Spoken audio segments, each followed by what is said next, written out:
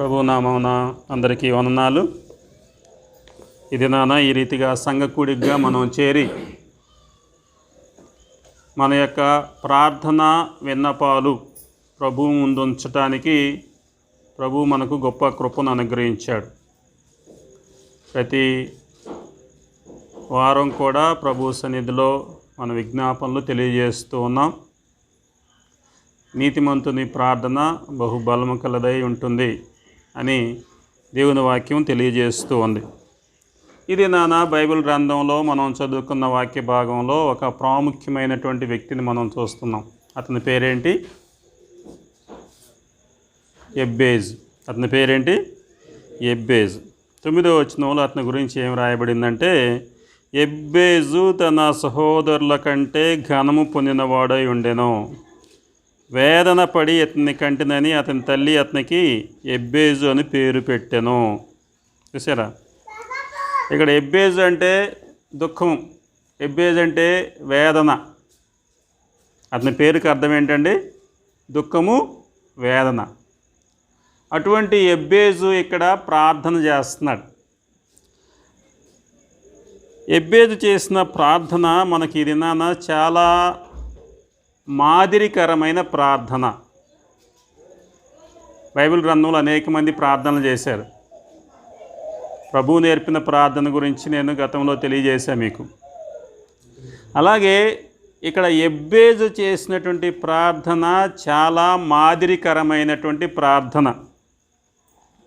ఎందుకంటే ఎబ్బేజు ఇక్కడ తన పరిస్థితిని, తన యొక్క పరిమితిని దాటి ప్రార్థన చేస్తాడు. తన పరిస్థితిని దాటి ప్రార్థన చేస్తాడు, తన పరిమితిని కూడా దాటి ప్రార్థన చేస్తాడు. దేవుడు ఆయన ప్రార్థన ఆలకించాడు అని వెంటనే ఇక్కడ రాయబడి ఉంది. దేవుడు ఆయన యొక్క ప్రార్థన వెంటనే ఆలకించేశాడు. ఎవరికి ప్రార్థన చేస్తున్నాడు ఈయన? ఎబ్బేజు ఎవరికి ప్రార్థన చేస్తున్నాడు?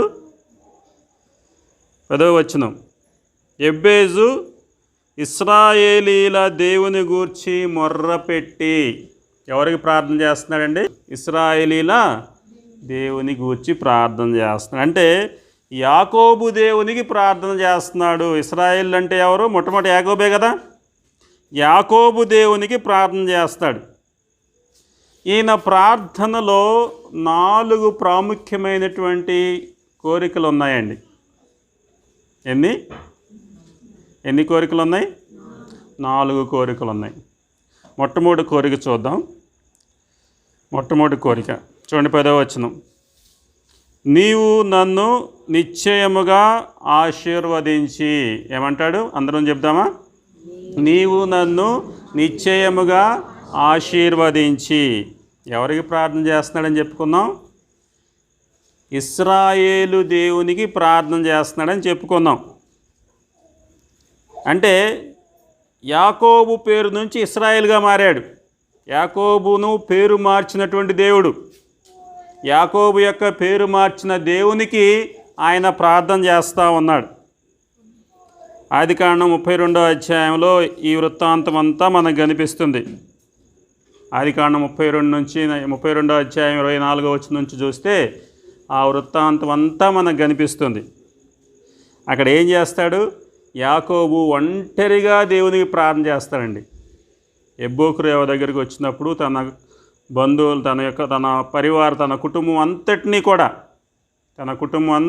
కూడా పంపించి వేసి ఒంటరిగా మిగిలిపోతాడు. ఇది ప్రార్థనలో ప్రభు యొక్క ఆశీర్వాదాలు పొందాలంటే మనం కూడా ఒంటరిగా ప్రార్థన చేస్తూ ఉండాలి. యేసు ప్రభు ఒంటరిగా ప్రార్థన చేశాడు లేదా? ఆ గెత్సేమనే తోటలోకి వెళ్ళి ఒంటరిగా ఆయన ప్రార్థన చేసినటువంటి సందర్భాలు అనేకమైనవి ఉన్నాయి. ఒంటరిగా ఇక్కడ యాకోబు ప్రార్థన చేస్తున్నాడు. మనం కూడా ఇంట్లో ఉన్నప్పుడు తలుపు వేసుకొని ఒంటరిగా మన యొక్క హృదయాన్ని ప్రభువు ముందు కుమ్మరిస్తే దేవుడు తన యొక్క ఆశీర్వాదాలను అదే రీతిగా కుమ్మరిస్తాడు. ఇక్కడ ఈ యాకోబు దేవునితో పోరాడుతున్నాడు ప్రార్థనలో. ప్రార్థనలో దేవునితో పోరాడుతున్నాడు. ప్రార్థన ద్వారా దేవుడు మనుష్యులతో పోరాడతాడు అని యాకోబుకు తెలిసిపోయింది, యాకోబుకు బోధింపబడింది. ఎబ్బోకుకు ఈ దినాన ప్రజలను తెచ్చే పనిలో దేవుడు ఉన్నాడండి. యాకోబుని తీసుకొచ్చాడు లేదా ఎబ్బోక్కి, అలా ఈ దినాన్ని కూడా మనల్ని కూడా ఎబ్బోక్కు దేవుడు తెచ్చే పనిలో ఉన్నాడండి. అక్కడికి వెళ్ళి మనం ఏం చేయాలి? మన హృదయాన్ని కుమ్మరించాలి. దేవుడు అప్పుడు ఏం చేస్తాడు? తన యొక్క ఆశీర్వాదాలను కుమ్మరిస్తాడు. మనం అక్కడికి వెళ్ళి మన హృదయాలను కుమ్మరిస్తే దేవుడు తన యొక్క ఆశీర్వాదాలను కుమ్మరిస్తాడు. మనము కార్చే ప్రతి కన్నీరు కూడా ఆ కన్నీటిని ఆయన తన బుడ్డిలో దాచిపెడతాడు. ఇక్కడ మనం గ్రహించినట్లయితే అలా ప్రార్థించాడు యాకోబు. కొంచెం దూరం వెళ్ళిన తర్వాత ఏం జరిగింది? ఆయన తొడ మీద కొట్టడం జరిగింది. అప్పుడు కుంటివాడైపోయాడు. కుంటూ నడుచుకుంటూ వెళ్ళిపోయాడు తెల్లవారిన తర్వాత. అంటే దీని అర్థం ఏంటంటే దేవుడు లేకుండా అతడు కుంటివాడు, సహాయం లేనివాడు, శక్తి లేనటువంటి వాడు అని ఇక్కడ యాకోబు గ్రహిస్తున్నాడు. దేవుడు మనకు తోడుగా ఉంటే మనం బలం కలిగిన వాళ్ళం. దేవుడు మనకు తోడుగా లేకపోతే మనకు బలం లేదు, మనకు శక్తి లేదు, మనం కుంటి వాళ్ళం, మనం సహాయం లేని వాళ్ళం. కాబట్టి దేవుడు మనకు తోడుగా ఉండాలి. కాబట్టి యాకోబు నేర్చుకుంది ఏంటంటే దేవుని మీద ఆధారపడాలి ఎల్లప్పుడూ. దేవుని మీద ఆధారపడితే మనము బలము కలిగిన వారమని యాకోబు అక్కడ నేర్చుకున్నాడు. కాబట్టి దేవుడు ఇక్కడ మనకు తెలియజేస్తున్నటువంటి గొప్ప లెసన్ ఏంటంటే దేవుని యొక్క అడగాలి అంటే, దేవుని ద్వారా మనం ఆశీర్వాదాలు అడగాలి అంటే ఏం చేయాలో తెలుసా? ప్రార్థనలో పోరాడాలి. ప్రార్థనలు ఏం చేయాలి? పోరాడాలి. యాకోబు పోరాడినట్లుగా ప్రార్థనలో మనం పోరాడాలని యాకోబు ఇక్కడ నేర్చుకున్నాడు. దేనికోసం పోరాడాడు యాకోబు అంటే వాగ్దాన భూమిలో పొందే ఆశీర్వాదాల కోసం, వాగ్దాన సంతతి పొందే ఆశీర్వాదాల కోసం పోరాడుతున్నాడు. అంటే అలా మారాలంటే ప్రార్థనలో పోరాడి ఒక క్రొత్త వ్యక్తిగా మారాలి. అలాగే క్రొత్త స్వభావంలోకి రావాలని యాకోబు ఇక్కడ నేర్చుకున్నాడు. యాకోబు ఇంకా ప్రభువుని అడుగుతున్నాడండి. అక్కడ మనం చూస్తే ఆదికాండం 32వ అధ్యాయం 29వ వచనంలో పోరాడతా ప్రభువుని అడుగుతున్నాడు. ఏమంటే నీ పేరేంటి దయచేసి నాకు తెలుపుము అంటున్నాడు. పోరాడిన తర్వాత ఏమంటున్నాడు? నీ పేరేంటో దయచేసి నాకు తెలియజేసమంటున్నాడు. ఆ రీతిగా యాకోబు యొక్క ప్రార్థన ఫలితాన్ని ఈ 30 నుంచి 32 వచనాల్లో ఇక్కడ మనం చూస్తాం. ఆదికాండం 30 నుంచి 32 వచనాల్లో చూస్తాం. ఆ స్థలము యొక్క పేరు దేనిగా మార్చాడంటే పెనూయేలు. ఆ స్థలం పేరు ఏమని మార్చాడు? పెనూయేలు. పెనూయేలు అంటే అర్థం ఏంటి? దేవుని యొక్క ముఖము. చెప్పండి, దేవుని యొక్క ముఖము అంటే దేవునితో ముఖాముఖిగా కలుసుకున్నాడు. ప్రార్థనలో దేవునితో ముఖాముఖిగా కలుసుకున్నాడు. ఆ స్థలానికి పెనూయేలు అని పేరు పెట్టడం జరిగింది. దేవునితో కలుసుకున్నటువంటి ఆ అనుభవానికి గుర్తుగా 2 జ్ఞాపకాలు ఆయనకి ఇవ్వబడ్డాయి. మొట్టమొదటి జ్ఞాపకం ఏంటో తెలుసా? సూర్యోదయమైంది అంటే ఒక క్రొత్త రోజు వచ్చింది, నూతన దినం అనేది అతనికి ప్రసాదించబడింది. రెండోది చూస్తే ఆయన తొడ కుంటూ వెళ్ళాడంటే ఒక క్రొత్త నడక నేర్చుకున్నాడు. క్రొత్త దినం వచ్చింది, క్రొత్త నడక కూడా వచ్చింది. అంటే ఆయన జీవితమే మారిపోయిన నూతన అనుభవంలోనికి వచ్చాడండి. ఇతరులకు ఒక గొప్ప సాక్షిగా మారాడు. అటువంటి ఇశ్రాయేలీల దేవునికి ఎవరు ప్రార్థన చేస్తున్నాడు? ఇక్కడ ఎబ్బేజు ప్రార్థన చేస్తున్నాడు. ఏమని చేస్తున్నాడు? నన్ను నిశ్చయముగా ఆశీర్వదించి. మొట్టమొదటి మనవి ఆయన చేస్తుంది. మొట్టమొదటి మనవి జాగ్రత్తగా వినండి. నన్ను నిశ్చయముగా ఆశీర్వదించి, నా యొక్క కుటుంబాన్ని నిశ్చయంగా ఆశీర్వదించని మనం ప్రార్థన చేయాలంటే ఏం చేయాలి? ప్రభువుతో ముఖాముఖిగా కలుసుకోవాలి, ప్రభువుతో ఒంటరిగా కలుసుకోవాలి, కన్నీటిని విడవాల, పోరాడాల, ప్రార్థనలో పోరాడాల. అది ఈ ఎబ్బేజు జీవితం నుంచి మనం నేర్చుకుంటున్నటువంటి ప్రాముఖ్యమైనటువంటి సత్యం. ఇక రెండోగా ఏమని ఏమని పోరాడుతున్నాడో చూద్దాం. చూడండి, నెక్స్ట్ వచనంలో ఏమని ఉంది, నెక్స్ట్ లైన్లో, నీవు నన్ను నిశ్చయముగా ఆశీర్వదించేది మొట్టమొదటిది. రెండోది ఏముందో చూడండి, నా సరిహద్దును విశాలపరచి. ఏమంటున్నాడు? నా సరిహద్దును విశాలపరచి. యెహోషువ గ్రంథంలో ఒక చిన్న వృత్తాంతం చదువుకొని మనం ముందుకు వెళదాం. యెహోషువ 17:14. అప్పుడు యోసేపు పుత్రులు యెహోషువతో, మాకేలా ఒక్క చీటితో ఒక్క వంతునే స్వాస్థ్యముగా ఇచ్చితివి, మేము ఒక గొప్ప జనమే కదా. ఇదివరకు యెహోవా మమ్మను దీవించినని మనవి చేయగా, యెహోషువ, మీరు గొప్ప జనము గనుక ఎఫ్రాయిమీల యొక్క మన్యము మీకు ఇరుకుగానున్న ఎడల మీరు అడవికి పోయి అక్కడ పెరిజ్జీల దేశంలోను రెఫాయీల దేశంలోను మీకు మీరే చెట్లు నరుకుకొనుడని వారితో చెప్పెను. అందుకు యోసేపు పుత్రులు, ఆ మన్యము మాకు చాలదు, అదియుగాక పల్లపు చోటున నివసించు కనానీయులకందరికీ, అనగా బేత్షెయాన్లోని వారికిని దాని పురముల్లోని వారికిని ఇజ్రాయేల్లోని వారికిని ఇనుప రథములున్నవనిరి. అప్పుడు యెహోషువ యోసేపు పుత్రులైన ఎఫ్రామీయులను మనష్షీలను చూచి, మీరు ఒక విస్తార జనము, మీకు అధిక బలము కలదు, మీరు ఒక్క వంతు చీటియే కాదు, ఆ కొండ మీదే అది అరణ్యము గనుక దాని నరుకుడి, అప్పుడు ఆ ప్రదేశం మీదగును. కనానీయులకు ఇనుప రథములుండను, వారు బలవంతులై ఉండునను, మీరు వారి దేశమును స్వాధీనపరుచుకొనగలరు. ఇక్కడ యోసేపు పుత్రులు ఏం చేస్తున్నారు? వారికి ఒక చాలా తక్కువ స్వాస్థ్యంగా వస్తే ఏం చేస్తున్నారు? ఇంకా ఎక్కువ కావాలని కోరుకుంటున్నారు. ఆ స్వాస్థ్యంతో వారు తృప్తి పడ్డారా? తృప్తి పడలేదు, ఇంకా ఎక్కువ కావాలని కోరుకుంటూ ఉన్నారు. మనం కూడా ఆ రీతికి కోరుకోవాలండి. మనకు కలిగిన దాంతో మనం అప్పుడప్పుడు తృప్తి పడతా ఉంటాం. కానీ దేవుడు ఇవ్వగలిగినటువంటి వ్యక్తి కాబట్టి మనం ఇంకా కోరుకోవాలి. యాకోబు పత్రికలో అదే రాయబడి ఉంది, మీరేమీ అడగరు కాబట్టి మీకేమీ దొరకట్లేదు అంటాడు. యాకోబు పత్రిక 4వ అధ్యాయంలో 2వ వచనంలో, దేవుని అడగనందున మీకేదియు దొరకదు. అడగకుండా మౌనంగా ఉంటే ఇస్తాడా? చెప్పండి. మనకు ఒక సామెత ఉంది కదా, అడగందే అమ్మైనా పెట్టదని సామెత ఉంది. కాబట్టి మనం అడగాలి, దేవుణ్ణి అడగాల. ఇక్కడ యోసేపు సంతానం ఏం చేస్తున్నారో తెలుసా? మాకు ఇంకా కావాలి, మేము దీవించబడినటువంటి వారం, మాకు ఇంకా ఎక్కువ కావాలని వారు యెహోషువతో అడుగుతూ ఉన్నారు. కాబట్టి ఇది కొంతమంది విశ్వాసులు ఎలా ఉంటారంటే బౌండరీస్లోనే ఉంటారు, సరిహద్దుల్లోనే ఉంటారు. సరిహద్దు దాటి అవతలకి వెళ్ళరు. మన సరిహద్దుల్లోనే మనం ఉండాలనుకుంటారు అనమాట. అంటే ఆ సరిహద్దు దాటి ఎక్కువ ఆశీర్వాదాలు కోరుకోకుండా ఉండేవాళ్ళు చాలామంది ఉంటారు.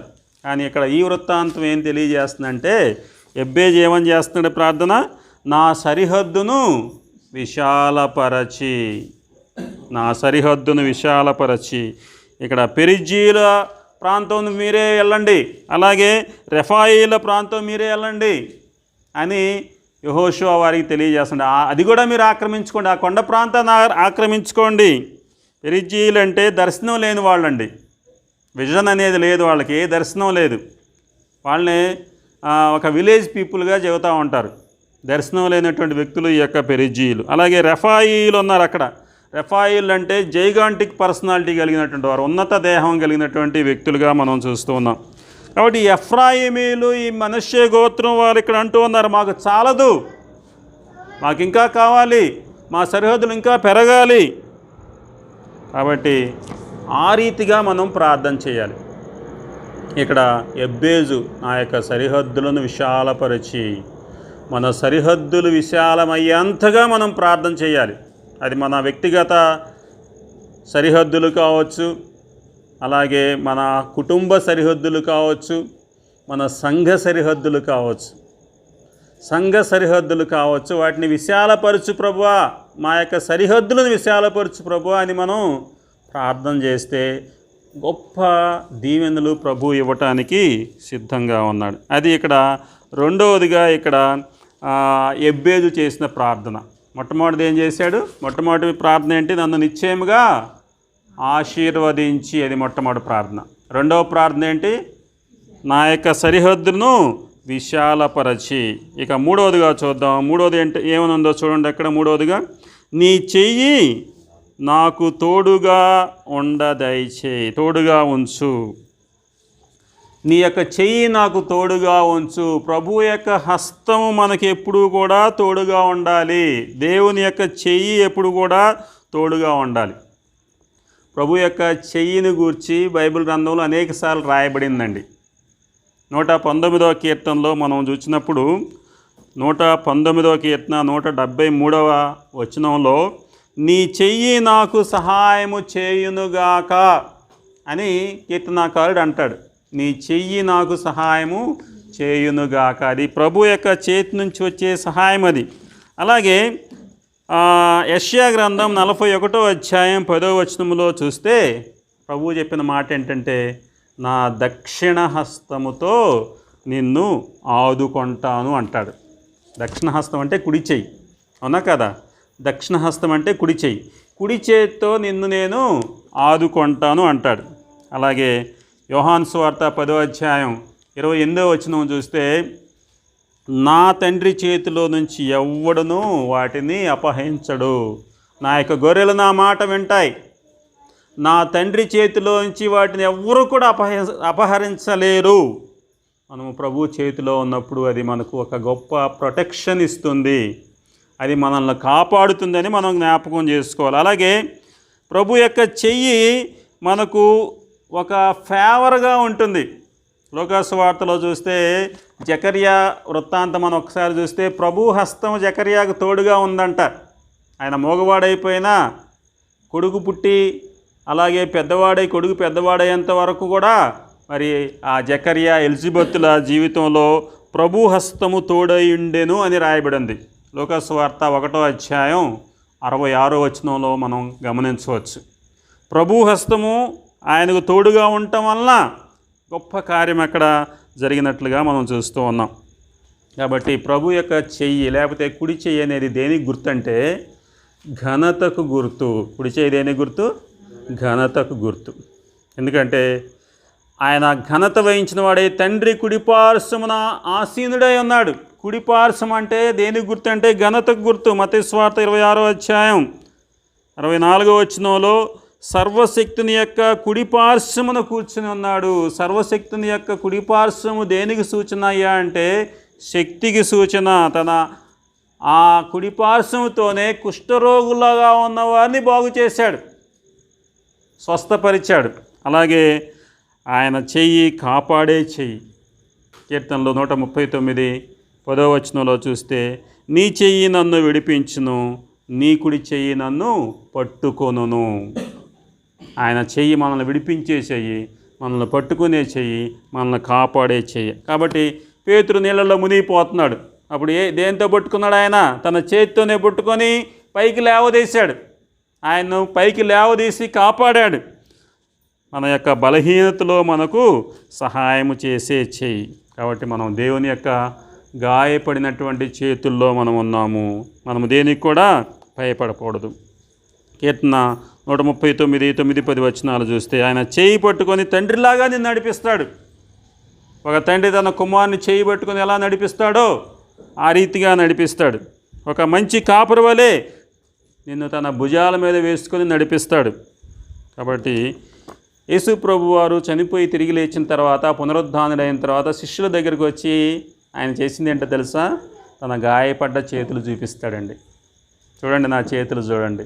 తన గాయపడ్డ చేతులు వారికి చూపిస్తాడు. అంటే ఆ చేతులు దేనికి సూచనగా ఉన్నాయో తెలుసా? భవిష్యత్తులో వారికి ఒక నిరీక్షణ.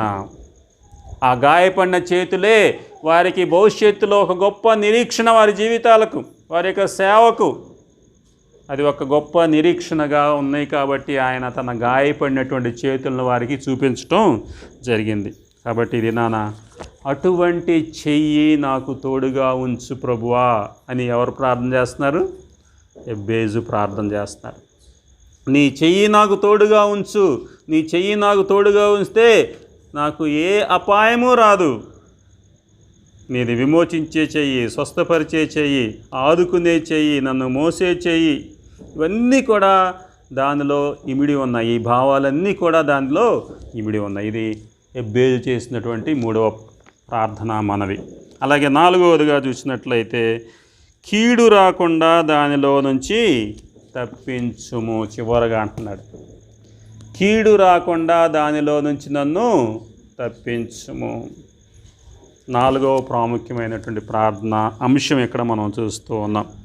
బైబిల్ గ్రంథంలో ఇశ్రాయేలును కాపాడువాడు కునుకడు నిద్రపోడు, కీర్తన 121:4 మనం చూస్తాం.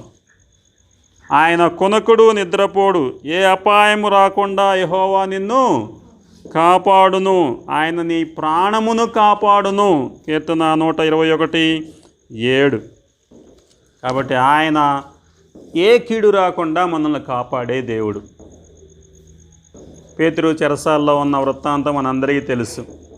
అపోస్తల కార్యాలు 12:7 చూస్తే, పేతురు చెరసాల్లో ఉన్నప్పుడు ఆ సంఖ్యల మధ్య, ఆ యొక్క బొట్టుల మధ్య చెరసాల్లో తాళాలేసి ఆ యొక్క సంఖ్యలు వేసుకొని ఉన్నప్పుడు ఎవరు వస్తారు అక్కడికి?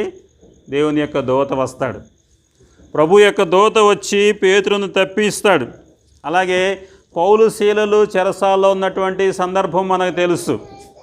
చెరసాల్లో వేయబడినప్పుడు వారు పాటలు పాడుకుంటూ దేవుని స్తుతిస్తున్నటువంటి సమయంలో చెరసాల పునాదులు దద్దరిల్లిపోయాయి, వారు విడిపించబడ్డారు. ఈ సంఘటనలన్నీ కూడా మనకు తెలుసు. అలాగే యోబు జీవితం మనకు తెలుసు. యోబు చుట్టూ కూడా దేవుని యొక్క కంచె వేయబడింది, ఎప్పుడు ప్రార్థన చేస్తూ ఉన్నాడు. కాబట్టి యేసు క్రీస్తు యొక్క రక్తము ద్వారానే మనకి ఈ దినాన విజయము ఉన్నదని మనం జ్ఞాపకం చేసుకోవాలి. ఎందుకంటే ప్రతి విధమైన కీడు నుంచి తప్పించే దేవుడు. పేతురు తన శిష్యుడిగా ఉన్నటువంటి పేతురుతో ప్రభు అనేకసార్లు అంటాడు, పేతురు, సాతానుడు మిమ్మల్ని జల్లించాలని అనుకుంటా ఉన్నాడు, నేను మీకోసం వేడుకొన్నాను. ఆయన ప్రార్థన చేస్తూ ఉన్నాడు. ఇంకా మన కొరకు ఆయన విజ్ఞాపన చేస్తూ ఉన్నాడు. కాబట్టి ఈ దినాన మనల్ని కూడా జల్లించాలని సాతాను ఇష్టపడతా ఉన్నాడు. సాతాను ఎప్పుడూ ప్రయత్నం చేస్తూనే ఉన్నాడు. మన యొక్క జీవితంలో దేవుని బిడ్డలను జల్లించాలని ఆయన కోరుకుంటూ ఉన్నాడు. అయితే మనం ఏం చేయాలంటే ఇక్కడ ఎబ్బేజు చేసిన ప్రార్థన వలె, ప్రభువా ఏ కీడు రాకుండా నన్ను తప్పించుము, ఏ కీడు రాకుండా నన్ను కాపాడుము అని మనము ఎల్లప్పుడూ కూడా ప్రార్థన చేసుకుంటున్నట్లయితే సాతాను మీద దేవుడు మనకు విజయాన్ని తప్పక అనుగ్రహిస్తాడు. కాబట్టి ఇది నాన్న మన ప్రార్థన అంశాలుగా వీటిని ఇదేనా మనం ఉంచుకుందాం. ప్రేమగల పరలోకపు తండ్రి, పరిశుద్ధుడు అయిన మా ప్రభా, సర్వశక్తిమంతుడా, జీవం గల అద్వితీయుడైన యేసుక్రీస్తు వారి ఘనమైన ఉన్నతమైన శ్రేష్ఠ నామంలో మీ పాదాలు చెందుకొచ్చే కృపా ధన్యత మాకు ఇచ్చినందుకు వందనాలు అయ్యా. గత మంగళవారం రోజు నుండి మంగళవారం వరకు మీరు రెక్కల చాటు మమ్మల్ని దాచినందుకు స్తోత్రం. క్షేమము భద్రత కలుగు చేశారు అయ్యా తండ్రి అని మీ పాదాలు చెందుకొచ్చి మొరపెట్టుకునే అవకాశము ఆధిక్యత యేసు నామములు ఇచ్చినందుకు స్తోత్రం. మీరు ఇచ్చిన రక్షణను బట్టి స్తుతిస్తున్నాం. అయినా మీరు కలుగు చేసిన రక్షణ భాగ్యాన్ని చేతపట్టుకుని ఎల్లప్పుడూ తండ్రి నాయనాను మొరపెట్టుకుని ఆత్మను మాకు ఇచ్చినందుకు స్తోత్రం. ఆత్మస్వరూపైన దేవ నాయనా తండ్రి, మీ యొక్క ఆత్మ సంగతులను నాయనా మా ఆత్మకు బోధిస్తూ మీ దైవ మార్గంలో మీరు మమ్మల్ని నడిపిస్తున్నందుకు స్తోత్రం. అనేక సందర్భాల్లో కొన్ని సందర్భాల్లో తెలియక అనేకసార్లు పొరపాటు తప్పిదాల్లో ఉన్న అయ్యా తిరిగి నీ పాదము చేతకు మమ్మల్ని చేరుస్తున్నందుకు స్తోత్రం. క్షమిస్తున్నందుకు వందనాలు. మీ కరుణాహస్తంతో మమ్మల్ని భద్రపరచండి, బలపరచండి, నడిపించండి. ముందుకు ప్రభా యాత్రా జీవితంలో ఆయన మాకు తోడుగా ఉండమని ప్రార్థిస్తున్నాం. యేసయ్య ఈ యొక్క ప్రార్థనా కోడికలంత వరకు ప్రార్థించడంలో సహాయపడినందుకు స్తోత్రం. ప్రార్థించిన మీ బిడ్డలందరిని బట్టి నీకు స్తోత్రం. ప్రార్థన అవసరతలను మనవులను మీరు అంగీకరించినారని నమ్ముతున్నాం. దయగల తండ్రి అయ్యా, పాటల సమయం ఇచ్చారు, వాక్య సమయం కూడా మీ దాసుని ద్వారా అయ్యా మీరు బలపరుచుకున్న విధానమును బట్టి నీకు స్తోత్రం. నా తండ్రి, ఎబ్బేజు తన ప్రార్థనలో తండ్రి నీవు నన్ను నిశ్చయముగా ఆశీర్వదించి నా సరిహద్దులు విశాలపరిచి నీ చేయి నాకు తోడుగా ఉంచి నా కీడు రాకుండా కాపాడమని ప్రార్థన చేశాడు. అయ్యా, అతడు చేసిన మనవిని మీరు ఆలకించి దయచేసినట్లుగా మీ వాక్యం రాయబడింది. మిమ్మల్ని స్తుతిస్తున్నాం నాయన. మమ్మల్ని కూడా ఆశీర్వదించండి, సంఘాన్ని ఆశీర్వదించండి నాయన. నిశ్చయముగా ఆశీర్వదించమని కోరుచున్నాం అయ్యా. నిశ్చయముగా నేను ఆశీర్వదించిన మీ వాగ్దానం నాయన, అనేకులు నా ఎదుకు వచ్చి విన్నపాలు చేస్తారని మీ వాగ్దానమును సంఘం పక్షాన్ని నెరవేర్చి మీరు నిశ్చయంగా ఆస్వాదించమని కోరుకుంటున్నాం. దేవా స్తోత్రములు. సరిహద్దులు కూడా విశాలపరచమని కోరుచున్నాం. సంఘం యొక్క సరిహద్దులు అయ్యా తండ్రి, మేము ఆయన ఉన్న దాంట్లో కొంచెం ఉన్నాం. ఆనాడే ఎఫ్రాయిమీయులు తండ్రి వారు వెళ్ళి ఇంకా విస్తారంగా నరుక్కోండి, స్వాధీనం చేసుకోండి కావాల్సినంత అన్నారు. ప్రభా మాకెంతో సువార్త కొరకు, సువార్త చెప్పడానికి, సువార్త పరిచయం చేయడానికి నేను అన్ని విషయాల్లో మా సరిహద్దును విశాలపరచండి. నాయన మా హృదయంలో కూడా విశాలపరచము. సంకుచితమైన మా హృదయాలను విశాలపరచబడి తండ్రి విశాలంగా అనేకుల కొరకు ప్రేమ చూపు వారుగా నా తండ్రి సహాయం చేయమని కోరుచున్నాం. ఆస్వాదించండి, విశాలపరచండి. మీ చెయ్యి మాకు ఎల్లప్పుడూ తోడుగా ఉంచి గత సంవత్సరం అంతట్లో కూడా తోడుగా ఉంచారు. బల్ల ఆరంభం నుంచి ఆరంభం వరకు స్తోత్రం రాజా. దయా స్తుతిస్తున్నాం మీరు చేసిన మేలు ఉపకారాలను బట్టి. తిరిగినాదన్న కీడు నుంచి తప్పించు. ఎన్నో కీడులు సంఘం మీద, సంఘ బిడ్డల మీద, వచ్చే వారందరి మీద ఏ కీడులు అయితే పొంచిన వాటన్నిటి నుంచి తప్పించు. ఆయన వాటి బారిన పడకుండా నీ బిడ్డలను అయ్యా తండ్రి ఇశ్రాయేలును కాపాడు దేవుడు, కొనుక్కుని నిద్రపోని దేవుడుగా ఉండమని ప్రార్థిస్తున్నాం. నా తండ్రి మీ కంచె భద్రత ఇవ్వండి. కీడు రాకుండా యోగు చుట్టూ ఉంచినట్లుగా నైనా సంఘం పక్షాన, సంఘానికి వచ్చే మీ బిడ్డలందరి పక్షాన ఉంచమని కోరుచున్నాం. దేవా మీకు వందనాలు తండ్రి. జెహోషా మా ప్రార్థన మందిరం నైనా తండ్రి కొరకు ప్రార్థిస్తున్నాం. గత ఆదివారం మీరు చేసిన మేలును బట్టి స్తుతిస్తున్నాం. అతన్ని ఇంకా కొంతమంది రాలేకపోయిన సమయాలను సమయతరుణాలు దయచేయండి. సంఘాన్ని మీరు ఆస్వాదించండి, దీవించండి, అభివృద్ధిపరచు, విస్తరింప చేయండి. ఆయన కుడికి ఎడమకుని విస్తరింప చేస్తాడని మీ వాగ్దానం నెరవేర్చు. అయినా మీ ఎదుగు అనేకులు వస్తాడని మీ వాగ్దానం యోబు గ్రంథంలో 11వ అధ్యాయంలో మీ మాట 19వ వచనం నెరవేర్చమని కోరుచున్నాం. యేసయ్య సంవత్సరం ఇచ్చారు, ఆ వాగ్దానం నెరవేర్చమని కోరుచున్నాం. అనేకులను మీ సన్నిధికి నడిపించు. ఆయన ప్రతి ఒక్కరూ సంఘములో నమ్మకమైన స్వార్థికులుగా, పరిచారకులుగా ఆయన ఉండగలుగుడు సహాయం చేయండి తండ్రి. అనేకులకు స్వార్థ చెప్పేవారుగా చేయండి. ఈ లోకంలో గొప్ప ఆధిక్యత మాకు ఇవ్వబడింది. అది సద్వినియోగం చేసుకొని వరము ప్రజలము చేసుకునే బిడ్డలు చేయండి. సంఘం యొక్క అవసరతలు తీర్చు. వాయిద్యములు లేవు ప్రభా, వాయిద్యాలు వాయించేవారిని, వాయిద్యములను ఏదో కొరత ఉంది, సహాయం చేయండి. యేసయ్య మీకు స్తోత్రాలు. ప్రార్థనా పరులను సంఘంలో లేవనెత్తుము. మీకోసం వెలిపించేవారిని సంఘంలో లేవనెత్తుము. భారభరితమైన ఆత్మ కలిగి మీ సందులో విన్నవించేవారుగా, విజ్ఞాపన చేసే వారికి లేవనెత్తమని ప్రార్థిస్తున్నాం. సంఘంలో ప్రభా మందిరానికి స్థలం లేదు, అదని మీరు అనుగ్రహిస్తారని నమ్ముతున్నాం. దయచేయండి. ఎక్కడ ఉన్నదో దాన్ని మాకు చూపించి నడిపించమని ప్రార్థిస్తున్నాం. స్థలం దయచేయండి, మందిరాన్ని దయచేయండి. దేవా మీరు అనుగ్రహిస్తారని విశ్వాసంతో నమ్ముతున్నాం. ప్రభా మీకు స్తోత్రాలు. సంఘము ద్వారా జరుగుతున్న పరిచర్యను ఆ గ్రామాల్లో దీవించండి. అనేక ఆత్మను రక్షించండి. లింగంపల్లి పరిచర్య అతను ఆ గ్రామాలను కూడా, గ్రామాన్ని మీరు దర్శించు. అయ్యా మానక ప్రార్థన చేస్తున్నాం. ఆ గ్రామంలోని బిడ్డలు కూడా జ్ఞాపకం చేసుకోమని కోరుచున్నాం. అక్కడి నుంచి శారమొక కుటుంబాలను కాపాడు. అయ్యా మనగూడ ప్రాంతాలను చూస్తున్న బిడ్డలు రాలేకపోతూ వచ్చారు. కృష్ణయ్య బ్రదర్ మరి సహోదరి శ్రీరామ్ పిల్లలను కాపాడండి, బలపరచమని ప్రార్థిస్తున్నాం. ఏం చేయాలి? అంజీ ఉన్నాడు, తను కూడా బలపరచండి, మీ కార్యం చేయమని కోరుచున్నాం. ఆనంద్ కూడా వచ్చాడు గత వారం. ఆయన వారి కుటుంబీకులందరూ వచ్చారు. కనికరించు, ప్రతి వారం నడిపించి మీ నామం నయం తెచ్చుకోమని ప్రార్థిస్తున్నాం. తిరిగి నాయన మరి ఆరోట్ల యాకోబని పెద్ద వయసు మంచి ఆరోగ్యం, కుటుంబాన్ని బలపరచు. ప్రభుదాసన కుటుంబాన్ని బలపరచు, ఆరోగ్యక్షేమాలు ఇవ్వండి. దేవాతండి లోకల్గా ఉన్న బిడ్డలందరినీ కూడా జ్ఞాపకం చేసుకుంటున్నాం. కొంగర కళాన్ని కూడా ప్రార్థిస్తున్నాం. చింతల్లో కూడా కొంతమంది రాలేకపోతున్న సహాయం చేయండి. అనేక గ్రామాలను మీరు దర్శించి నాయన మేము ఆ గ్రామాలను దత్తత తీసుకునే వారంగా చేయండి. వారి కొరకు ప్రార్థన చేస్తూ వారి దగ్గరకు వెళ్ళి మీ స్వామి ప్రకటించుటకై అయ్యా లోకంలో ఉన్న నాయకులే కొన్ని గ్రామాలను ధనం కలిగిన వారు దత్తత తీసుకుంటున్నారు. అయ్యా అతన్ని మీ స్వార్థ ప్రకటన చేయడానికి ఈ గ్రామాన్ని నేను తీసుకుంటాను. దీని కొరకు నేను ప్రార్థన చేస్తాను, నేను పరిచయం చేస్తాను, నేను వారికి స్వార్థ చెప్తాను. భారం కలిగిన వారిని మీరు లేవనెత్తాను. ఎంత దినాల్లో అయ్యా కనికరించమని మీ సందులో మిమ్మల్ని బ్రతుకులు ఆడుకుంటున్నాం. దేవానికి స్తోత్రాలు. లోపల ఆ కుటుంబాలందరి కొరకు ప్రార్థిస్తున్నాం. అవసరంలో ఉన్న బిడ్డలు కూడా కనికరి, పోల్ కంపల్ని బిడ్డలు మహేశ్వరి కూడా సుఖమైన డెలివరీ దయచేసి బిడ్డలను బలపరచమని ప్రార్థిస్తున్నాం. అయినా తండ్రి మిమ్మల్ని ఎంతో స్తుతిస్తున్నాం. ఈ ఆర్థికంగా మీ సంఘంలోనికి వస్తున్న బిడ్డలు ఆర్థిక అవసరం తీర్చము. అనేకమైన సమస్యలు నైనా తండ్రి, ఇబ్బందులు, శోధనలు వేటిలో ప్రభావం మీ బిడ్డలను కాపాడమని ప్రార్థన చేస్తున్నాం. నా దేవా మీకు స్తోత్రాలు. అన్ని సమయంలో వచ్చిన బిడ్డల కొరకు కూడా ప్రార్థిస్తున్నాం. భిక్షాపత్రాన్ని బట్టి వారి కుటుంబం కొరకు ఆయన పిల్లల కొరకు ప్రార్థన చేస్తున్నాం. మంచి ఆరోగ్యాలు ఉన్న అవస్థలు తీర్చమని మీ సంధిలో బ్రతుకులు నడుచున్నాం. నాయన మరి సహోదరుడు శ్యామ్ సుధాకరాన్ని బట్టి కూడా వందనాలు. మా మధ్యలో పరిచర్యలో వాడబడుచుండగా మీ దాసుని బలపరచు, ఆరోగ్యాన్ని ఇవ్వండి. మరి సహోదరి అక్క కొరకు ప్రార్థిస్తున్నాం, పిల్లల కొరకు ప్రార్థిస్తున్నాం. ఆయన బాబుకి ఇచ్చిన జాబును బట్టి స్తుతిస్తున్నాం. మిగతా వారి చదువుల్లో భవిష్యత్తులో కూడా నీ కృపను చూపించి అయ్యా సంఘం పక్షాన్ని నీకు నాయన బిడ్డ కుటుంబ పక్షాన్ని మీరు మేలు చేయమని ప్రార్థిస్తున్నాం. అయ్యా రాజు కొరకు ప్రార్థిస్తున్నాం. సునీత వారి పిల్లలు అదన్నీ దైవ కృపలో బలపరచండి, వారి అవసరం తీర్చు. శాంసన్ బట్టి ఆయన పుష్ప కొరకు చిన్న బిడ్డలనైనా మీరే కృప చూపండి, వారి ఇంటి పనులు జరుగుతుండగా సహాయపడండి, ఆదుకోండి. తిరిగి నా తండ్రి అయినా మరి సహోదరుడు బాలు కొరకే రేణుక వారి పిల్లలు వారి అవసరం కూడా తీర్చు, వారి పని వారిని సమస్త మీద మీ కృప సన్నిధించమని కోరుచున్నాం. అయ్యా తండ్రి రాత్రి కాల్సిన ఎంతోమంది ఇంకా ప్రార్థించమని కోరారు.